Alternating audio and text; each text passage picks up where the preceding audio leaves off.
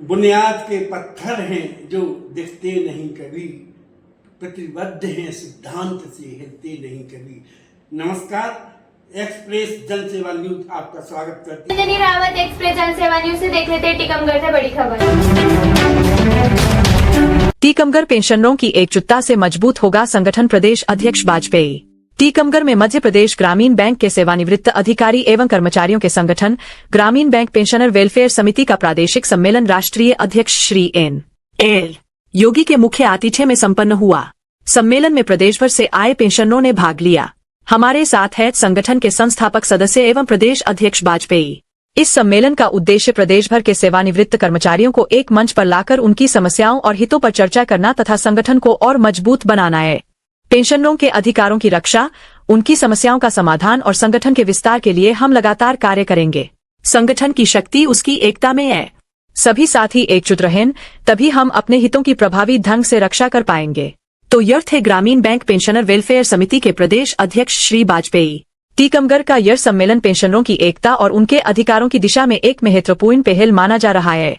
Express जनसेवा news एवं राघव दर्पण समाचार पत्र टीकमगढ़ से मुन्नालाल मिश्रा की रिपोर्ट, एडिटिंग कुमकुम रावत। जोड़ना तो अपने हाथ में, लोगों के जाने का अपना कोई वो नहीं है, अपने अपने मन के ख्यालात और विचार।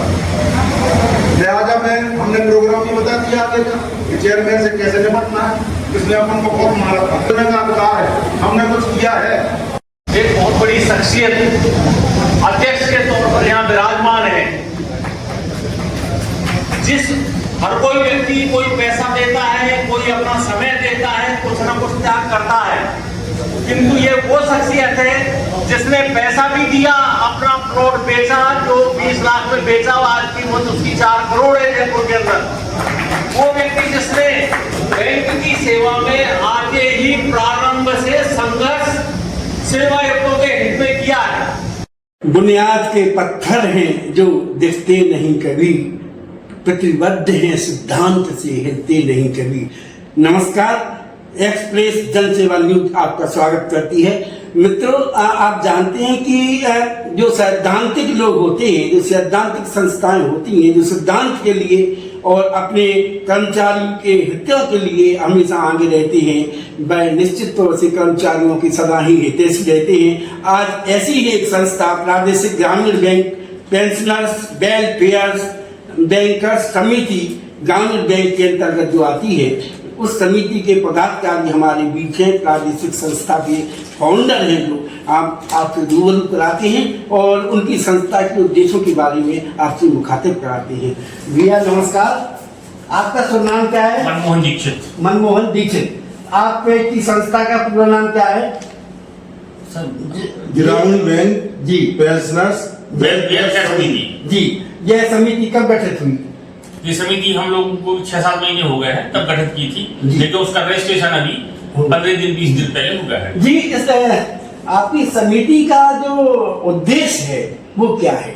हमारी समिति का ग्रामीण बैंक पेंशनर्स वेलफेयर समिति, इसका कार्यक्षेत्र पूरा मध्य प्रदेश है और इसकी संबद्धता है आरएसएस के अनुषंगिक अंग भारतीय मजदूर संघ से है और इसका उद्देश्य है कर्मचारी, रिटायर अधिकारी कर्मचारियों के हितों की लड़ाई लड़ना। कर्मचारी यानी सभी बैंकों की या ग्रामीण बैंक? सिर्फ और सिर्फ ग्रामीण बैंक। ग्रामीण बैंक ग्रामीण रूप से तो जो रिटायर्ड कर्मचारी अधिकारी उनके लिए कार्य करने के लिए ये संगठन और समिति कार्य करेगी, लेकिन जो अभी वर्तमान में हमारे ग्रामीण बैंक में जो अभी काम कर रहे हैं या जो वर्किंग यूनिट है, उसके साथ भी जब भी इसको जरूरत पड़ेगी तो हम उनकी समस्याओं के साथ हमारा पूरा संगठन बिल्कुल एकजुटता के साथ, ताकत के साथ उनके हितों की भी रक्षा करने के लिए लड़ेगा। राजनीतिक दल से संबद्ध है क्या? नहीं है यह जी, किसी भी राजनीतिक दल से संबंध नहीं रखती है जी। यह विशुद्ध रूप से कर्मचारी अधिकारियों के हितार्थ काम करती है और राज्य में काम करती है और राष्ट्रवाद के साथ रहती है। जी जी, निश्चित तौर से जैसा कि अभी श्री लखन राजपूत जी ने कहा कि राष्ट्रवाद की विचारधारा के साथ ये उनकी संस्था जो बनी है, ये राष्ट्रवाद के विकास के साथ अपने कर्मचारियों के पेंशनर्स कर्मचारियों के हित के लिए मंच पर रहेगी और धरातल पर रहेगी। इसके साथ साथ ही जैसा कि हमारे साथियों द्वारा बताया गया है, जो वर्तमान में ग्रामीण बैंक के कर्मचारी हैं, उनके लिए भी ये सतत कंधा से कंधा लगाकर उनका साथ देगी।